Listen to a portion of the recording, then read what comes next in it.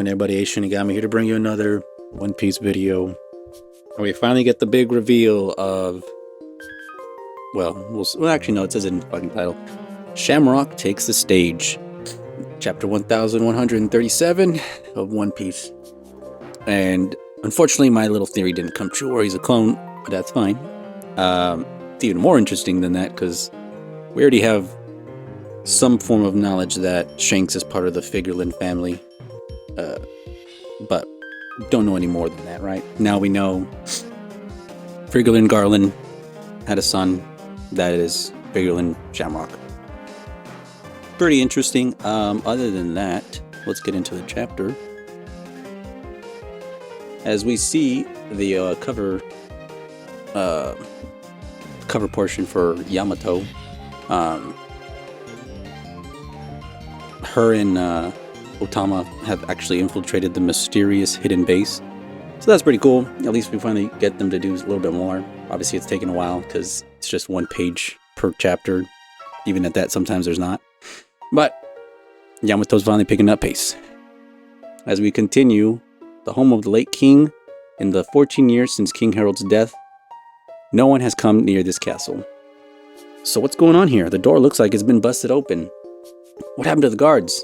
And then you got Nami over here. What's wrong? You got Zoro. It was broken. It was broken from the inside. Why would intruders do that? And then Luffy. Only one way to find out. Let's go. The key. Where's the key? The damage looks recent. Wait. This is unnerving. This place is huge. I can barely see the ceiling. This is way too vast to be walkable. Hey, Roto. You know where the key is? No, I'm just a run-of-the-mill guy. I've never even been here before. And then Nami just goes, well, I'm glad you're here now. And then him, really, Nami?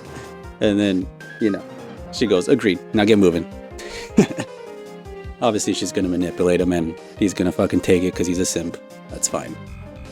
Wow, castle. Oh, sorry, wow, what a castle. Being here is thrilling and terrifying. Everything's falling apart. Everything's falling to pieces. Is this the intruder's handiwork? And then as they're just kind of thudding around. No, this battle damage has been here ever since Loki killed King Harold. This took some serious destructive power. Loki is a monster and King Harold was renowned as a great warrior. This damage was inevitable. Wait, they're so big, huh? This is scary, are they? And then we get a shot of a bunch of dead giants. And even one with horns, which, they'll talk about right now. This place is covered with giant skeletons. The castle once had numerous guards. On that day, around 100 of them stood ready to kill Loki, but only one survived, Lord Jaru. After that tragedy happened here, coming to the site was forbidden. It's a den of vengeful spirits. Hey guys, look over here! And then you just got him over here. This skull's enormous. It's also got horns. I wonder if he knew Oars. These belong to someone with ancient giant warrior blood. There are no longer any pure-blooded members of that clan, but their blood still flows in some of us. Like King Harold, who was larger and stronger than most. Oh, look above you. How nostalgic. That's a portrait of King Harold, which looked pretty fucking badass. The man who tried to form peaceful bonds with the outside world, said to be Elbap's strongest king. He sure looks strong. Those scars on his head mark where his ancient giant horns were before he ripped them out. He believed the ancient giants were relics from a war-torn era. He had horns? What conviction, says Zoro. As we get on seeing what else has happened. After the king's death, the country fell into despair. Sadly, the one with the biggest grudge against Loki was naturally King Harold's other son, Hiruden. Huh? Seriously? He's Loki's brother? Now, they have different mothers. Before marrying the queen, Hiruden was born to a different woman. However, Elbap would never recognize Hiruden's mother as its queen in any case. And then Nami's going, why? And Zoro chiming in too. She was born in a different giant country. Oh no. Yeah. What does that matter? They were both giants, right? And as Roto just explains on. They were both giants, but you can't talk when you humans kill each other all the time over land. Like, I suppose. Wow. You just got Luffy fucking running. He doesn't even need the assistance. Brother just fucking off so much energy. They say having children with a giant from another land taints the blood of Elbath, which is, seems giants can be just as bigoted as anybody else. Not everyone as pure as you, Nami. And then, she's like, don't suck up. Don't suck up to me, trash. It's just like, the fuck. Why join Hiruden's crew if you think he was tainted blood? Well, and then we get a little flashback of little Roto and little Hiruden, and obviously they're making fun of Roto. You're such a creepy nerd, Roto. Wah. This is amazing. You can draw sea charts? You gotta show me how. And then Hiruden just the only one. Let's be friends, huh? Friends? Says Roto. And then, he's a little kind of nervous there, but he was always so earnest and straightforward, unlike me. He never lived in the castle growing up. His father may have been king, but his mother was ostracized. He endured a lot and still said this. One day, I'm gonna unite all the giant tribes. And again, something kind of similar to Luffy. I'm gonna be king of the giants. Wow, I know you're the man that can do it, Hiruden. And granted, power scaling, he might be a little bit weaker than Dory and Brogy, but I mean, there's room for growth. There's room for development. I want to make his dream a reality. And then you got Zoro. What kind of boring motivation? That kind of boring motivation is nothing new to me. And then just Nami laughing. And fucking Luffy notices something which will not be able to continue until the next chapter. But hey, this way, I found some knocked out giants. And that's the ones we saw the last chapter where, fucking Gunko, whatever her name is, until somebody actually pronounces it, I won't really know how to say it right. She fucking, I thought she killed them, but I guess she just knocked them out, the giants that were in the castle. As we continue to the realm of the dead, do you finally understand? Puff, puff. This is only because I can't move from this spot. The result would be the same, even if you could. We are offering you a chance at divinity. Most die squirming in vain, just for the slightest chance to attain such an honor. You commoner. And as it looks like she stomps on like another... No, actually, no, this is her devil fruit power. So when she stomps, this little arrow fucking comes out of the ground. And then even he has already realized that he's like, crap, this again. Ugh. And he's thinking, so you're going to let loose a full speed kick to the right side of my face. It'll turn me sideways. Then you'll uppercut me. Thanks for giving me notice. These arrows show the trajectory of my future.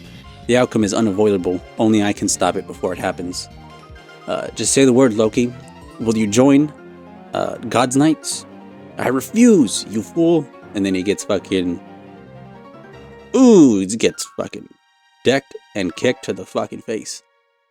And start to feel a little less like he's the villain, huh?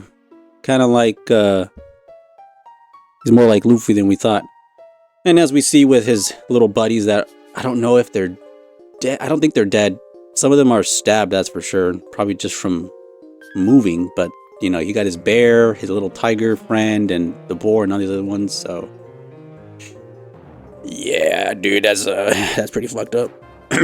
And especially since Luffy already befriended them. Ooh, buddy, this is going to get fucking wild in like 2 chapters. Or maybe 3. Who knows?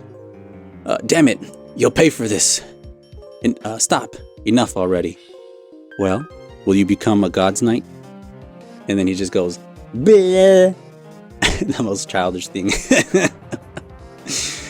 Honestly, I see Luffy doing that same shit. And Figarland, Shamrock, as we'll see. He just goes, it's alright, Gunko. Let's change our tactic. Contact Marie-Joie. And then, final panel. Not every piece ends up being useful. I wanted to go about this more steadily, but I guess not. Not yielding, even if it means death. Do we chalk this up to faith? And then we get his full title there. Captain of the God's Knights, World Noble, Son of the Elder, Figarland Garland. Yikes, that's gonna be fucking crazy. And then Gunko, we finally know what her devil fruit is. The arrow fruit, so... There is some devil fruits in this. That is good to know. It's not all some fucking black magic bullshit. And last, long ago, the savage warriors of Elbath dominated the New World. the world government will bring them to heel no matter what. And again, it seems very, very cool and oddly specific that Luffy and all them are here at the right time. Luffy already was able to meet Loki. Things were moving ahead of time before these guys even got here. I would have to say, if not fucking Shiki, I know I was thinking that too. If not Shiki, that's pretty good. Or Scopper Gaboon, whatever. Scopper Gabon, I think sounds better. Maybe the former Roger Pirate, another one. Who knows, man? Somebody's gonna show up. All I know is I feel like we're gonna get some like, oh, new character just fucking entered the arena besides these guys. But with that being said, finishing thoughts of what is gonna happen. Now, this would actually be really fucking insane. But if they were to summon Figarland Garland himself, let me just say, well, for one, we'd actually get to know what his abilities are. And secondly, we would finally have confirmation of how does this all work with the Gods Knights, the Elders. Did he just get promoted just recently because of his dad moving up to the fucking Elder? Like, how much of this can we expect? Is it just going to be more of the Gods Knights? Maybe like all of them? Or do they pull something else and get the fucking Seraphim, which that would also be pretty crazy to see. Get to see the ones that we haven't interacted with already. So fucking Gecko Moria, Crocodile, and Doflamingo's Seraphim. But yeah, it's gonna be a crazy battle in just a few more chapters. And hopefully, one more thing I almost forgot, because yeah, I'm gonna be adding this post whatever. What is it called? Post production? I don't even know. Working on it afterwards. No, not post side. No, I don't know. Anyways, as you can see on the screen, which for me it's just normal, but for you guys you'll see an image. I wanted to show off something just before I fucking sign out. Something to look at with what we saw from last chapter and the whole Joy Boy silhouette. I wanted to display this for a good while so y'all can see the Kozuki clan, the people from Skypiea, the people from fucking Dracula Mihawk's house, castle, mansion, whatever the fuck that was. They all have that oddly specific symbol, that circle with the 1, 2, 3, 4, 5, 6. Wait, was it 1, 2, 3, 4, 5, 6, 7, 8? Yeah, it's eight fucking dots. And then the other image, which I will show here, we finally get another viewing of this kind of foreshadowing that's been going on for the longest time with Oda. And now we get another really good fucking visual of, okay, Luffy has donned a sword and shield multiple times. Obviously, he's the Nika reincarnation. Sure, he's a chosen one. But also, he's gonna do it his own way. He's not gonna do it how prophecy is telling them how it should be. But yeah, I wanted to just point out the two differences, and also that when you remember Egghead and we were learning about Joy Boy, the silhouette we got for that, or wherever it was, I can't remember at this point, it was actually a spear and a sword. So maybe that was Joy Boy, the one with the sword and spear, and Nika was the one with the sword and the shield. Just a little food for thought, but thought I'd add that in.